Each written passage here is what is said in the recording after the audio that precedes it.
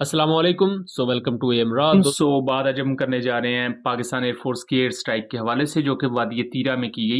ये air strike काफ़ी ज़्यादा मिस्टीरियस और एम्बिगुअस है क्योंकि इसके बारे में जो खबरें हैं वो मुख्तलिफ सोर्सेज मुख्तलिफ तरीके से एक्सप्लेन करते हैं। यहाँ बहुत आम चीज़ इस एयर स्ट्राइक के बारे में ये है कि इस एयर स्ट्राइक को सबसे पहले क्लेम करने वाली खुद LEI यानी कि लश्कर इस्लाम जो कि TTP का ही एक फैक्शन है, उसने इसको बेसिकली रिपोर्ट किया था कि पाकिस्तान एयरफोर्स ने वादी तीरा में जो कि खैबर पख्तूनख्वा का एक एरिया है वहां उनके ठिकानों पर बमबारी की है।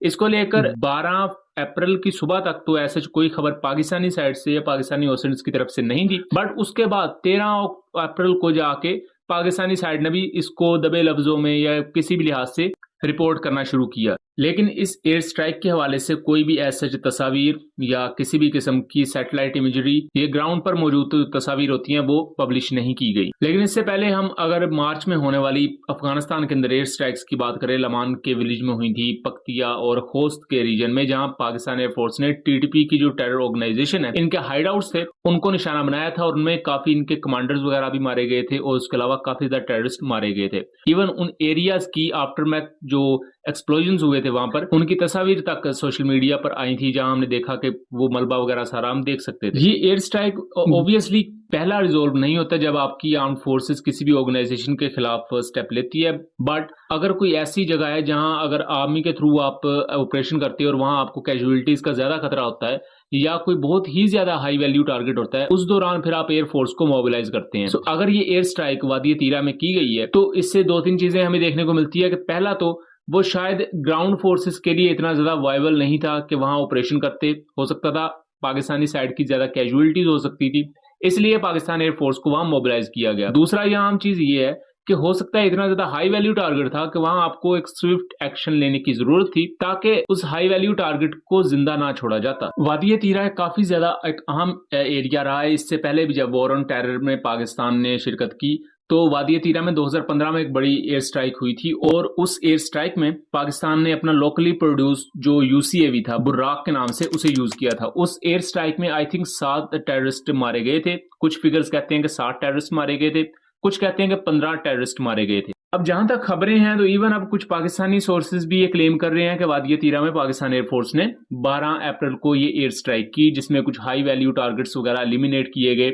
दूसरी तरफ लश्कर इस्लाम और TTP का जो बेसिक फैक्शन है, खुद TTP भी कहीं ना कहीं ये क्लेम कर रही है कि उनके ठिकानों पर बमबारी की गई है। यहाँ हमें कुछ और चीजें भी देखने को मिलती हैं कि वहां एक अलोन थ्रेट TTP नहीं है बल्कि उसके साथ साथ बहुत से धड़े हैं, बहुत से फैक्शंस हैं। सेम इसी तरह का पैटर्न आपको दुनिया की दूसरी तंजीमों में भी देखने को मिलेगा। जैसा कि दाइश है तो वहां हर कमांडर का अपना अपना एक फैक्शन होता है अलग।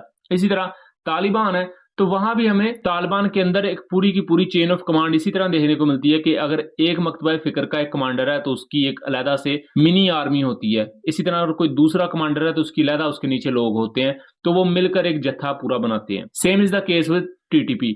तो TTP के साथ लश्कर इस्लाम और इस तरह के बहुत से दूसरे फैक्शंस होते हैं और इनके मजमूए को आप TTP कह देते हैं। अक्सर औकात यहाँ तक भी देखने में आया कि जमातुल अहरार और TTP के दरमियान काफी ज्यादा झड़पें हुई। इसी तरह TTP के अंदर जो फिरके थे या धड़े थे वो आपस में उनकी खाना जंगी तक चलती रही है और इवन 2023 के एंड में इस तरह की बहुत ही मशहूर कंट्रोवर्सी चली थी जहां TTP के अंदर की एक लड़ाई में बहुत से TTP के जो मिलिटेंट्स थे वो मारे गए थे। लेकिन अगर हम वापस अपने टॉपिक की तरफ आए तो इस एयर स्ट्राइक को लेकर अभी तक जितनी भी मालूमात मुयस्सर हैं उनके बेस पर हम यही कह सकते हैं कि एयर स्ट्राइक अगर कंडक्ट की गई है तो किस किस्म के हाई वैल्यू टारगेट्स को एलिमिनेट किया गया है, वहां किस किस्म के हाइड आउट्स को निशाना बनाया गया है, इस बारे में मालूमात अभी पब्लिक में मौजूद नहीं है। इसके अलावा आपको जो मालूमात मिलेंगी वो क्या सराइयों पर मबनी होंगी, ना कि किसी ठोस सबूत की बेस पर। आई होप कि चीजें क्लियर रही होंगी। वीडियो पसंद आई हो तो इसे ज्यादा से ज्यादा शेयर कीजिएगा ताकि इस तरह की मजीद इन्फॉर्मेटिव वीडियोस हम आपके लिए लेकर आ सके। चैनल को सब्सक्राइब कीजिएगा। मिलेंगे अगली वीडियो में, तब तक के लिए